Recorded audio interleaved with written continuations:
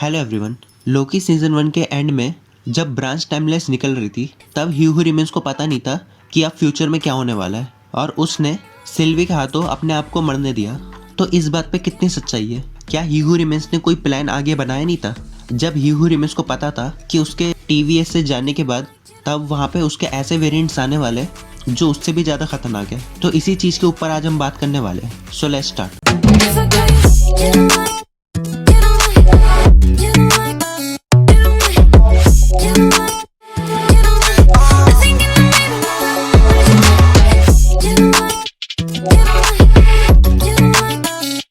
Loki season 1 के and में ह्यू remains को पता चल गया था कि अब मल्टीवर्सल वॉर होने ही वाला है और वो उसके लिए कुछ नहीं कर सकता। तो उसने एक फाइनल डिसीजन या फिर कह सकते हैं कि फाइनल ट्राई करा, जहाँ उसने अपने एक ऐसे वेरिएंट को ढूंढा जिसके पास नॉलेज हो लेकिन टेक्नोलॉजी ना हो और जिस वेरिएंट में लालच भी ना हो कि उसको टाइम को कॉन्कर करना है। तो ऐसा वेरिएंट ह्यू रिमेंस ने पाया विक्टर टाइमली में, क्योंकि ह्यू रिमेंस को पता है कि उसके सारे वेरिएंट्स के पास टेक भी है, नॉलेज भी है और वो माइंड भी है। क्योंकि अगर कैंग की बात करें तो कैंग आया है 31st सेंचुरी से, इसलिए ह्यू रिमेंस ने ऐसे वेरिएंट को चुना जो टाइम में थोड़ा पीछे हो ताकि टेक्नोलॉजी उसे करप्ट ना कर सके।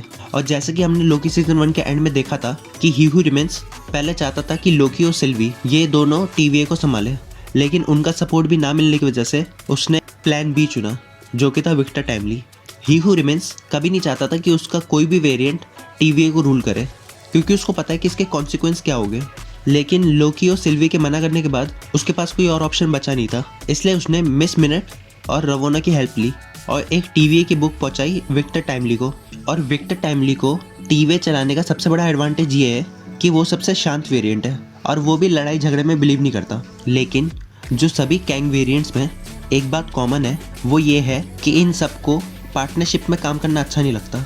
और हमने ये कैसे एज्यूम कर लिया कि एंडमैन 3 के इवेंट्स और उसका post credit scene Loki season 2 से पहले टेक प्लेस करा है। आई नो कि एंडमैन 3 मूवी पहले आई है और लोकी सीजन 2 बाद में आया, लेकिन इसमें मार्वल हमें बहुत ज़्यादा मिसगाइड कर रहा है।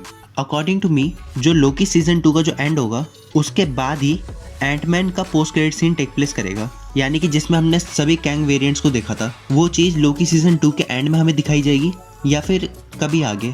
अगर हम ह्यू रिमेंस की माने तो ह्यू रिमेंस का कहना था कि उसके सभी वेरिएंट्स मल्टीवर्सल वॉर चाहते हैं, लेकिन एंटमैन 3 के वो पोस्ट क्रेडिट सीन को देख के मुझे तो नहीं लगता कि ये सब लोग एक दूसरे के दुश्मन हैं। और अगर वो एंटमैन 3 के पोस्ट क्रेडिट सीन की हम बात करें तो उसमें वो लोग डिस्कस करते हैं कि जिसको हमने निकाला था उसको उन लोगों ने मार दिया।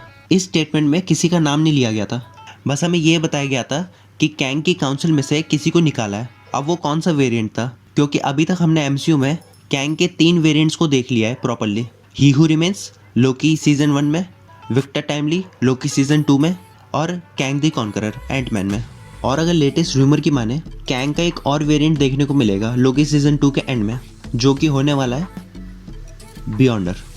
तो ये था मेरा जवाब कि ह्यू रिमेंस ने सब कुछ प्लान करा ही नहीं। ह्यू रिमेंस को पता था कि फ्यूचर में क्या होने वाला है और ये ह्यू रिमेंस का प्लान ही है। तो हाँ, ह्यू रिमेंस ने विक्टर टाइमली को टीवीए चलाने के लिए चुना, लेकिन वो फिर भी चाहता था कि लोकी और सिल्वी ही टीवीए को चलाए, क्योंकि वो जानता है कि अगर उसने अपने किसी भी शांत वेरिएंट या फिर गुस्से वाले वेरिएंट को चुना तो उसका कोई ना कोई कॉन्सिक्वेंस तो होगा, जो कि हमें अपकमिंग एपिसोड्स में देखने को मिलेगा। सो या that's all for today. Thanks for watching guys.